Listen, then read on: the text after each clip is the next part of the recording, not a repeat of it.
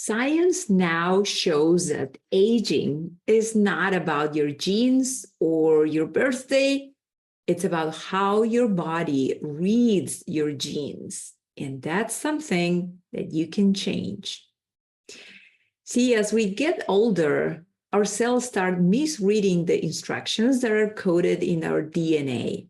Protective genes can get turned off, and damaging ones can get turned on. This glitch in our system is called epigenetic alterations, and it speeds up the aging from the inside out. But what if I could press reset? What if you could train your body to read the right instructions again and age more slowly in a natural way? In this video, I will show you how epigenetic aging works, how we can measure it, and the small, powerful things we can do to reverse it.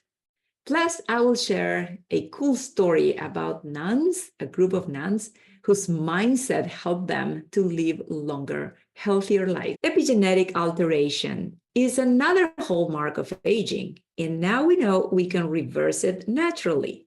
Science shows that aging is not about how many birthdays you celebrated until now. It's about how your genes are being expressed over time. That is something that we can all change.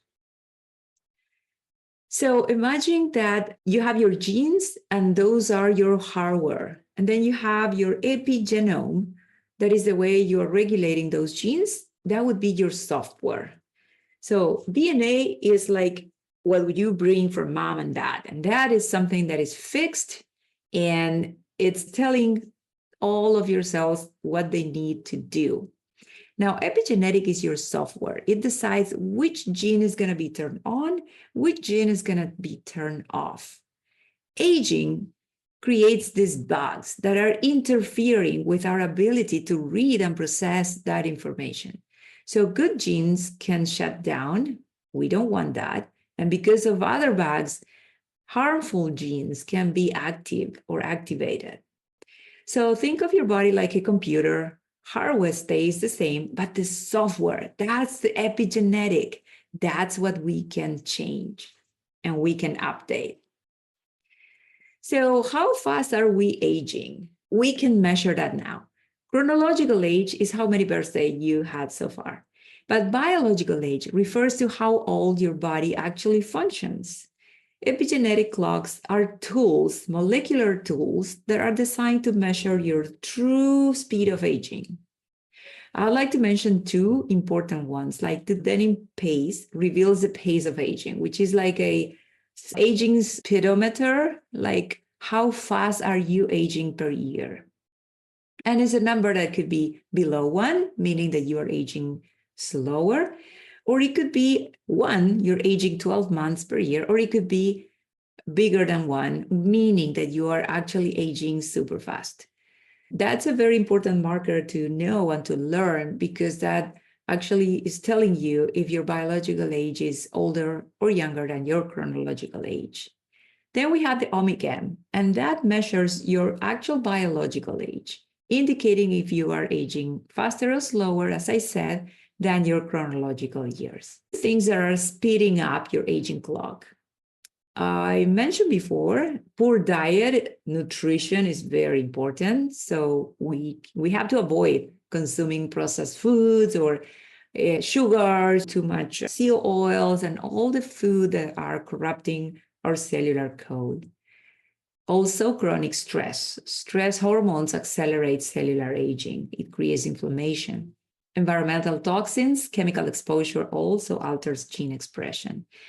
And again, sleep deprivation. So we have to be super careful and keep our sleeping very, very optimal. Like running too many apps, you are running like simultaneously a lot of tabs, you will see that the energy, the batteries are draining fastly. So these habits in our lifestyle can drain our cellular energy as well. So what are the nature software updates? Nutrition. What can we find in nutrition that will help us to age slower?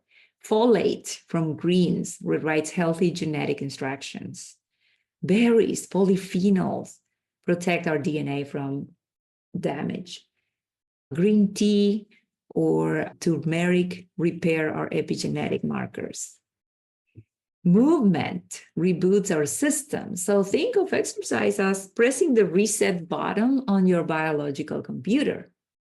Regular movement, even daily walks, clear our cellular junk files. Physical activity activates youth-promoting genes, so keep it going. And repair activation. So movement triggers cellular cleanup and renewal. And now the story about the nuns. They took a group of nuns who started their emotions and they were journaling in their earlier 20s. So scientists found autobiographies and they revealed that the mindset earlier in life, when these nuns were in their 20s, they were optimistic and they were cultivating a positive mindset. Positive language, hopeful writing predicted longer lifespan. And then what happened when they compared this group of nuns with their equivalent other women chronologically same age, they found that this group of nuns had 10 more years of healthy aging compared to the control. So meaning optimistic nuns live a decade longer, meaning that the way we cultivate our mindset and how optimistic we are actually is extending our health span. It's allowing us to live longer and healthier and happier. So our thoughts literally reprogram our genetic expression. Mindset matters at a molecular level. So we're constantly writing our epigenetic story. The things that we eat, what you put in your mouth, or what you drink, your hydration, is information for your epigenome. How we move, exercise reprograms aging markers. How we rest. What's the quality of your sleep? Are you having enough deep sleep stage? And also the way we think.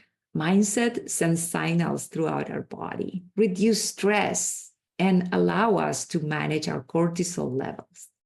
So aging is not just about time. It's about communication. And the amazing news is that now we know we are in control of the signal. If you want to read more about epigenetic alterations, go to my blog that I just released on my website. And if you have any questions, please leave me a comment. And don't forget to subscribe to my new YouTube channel. I'll see you on my next one. Bye for now.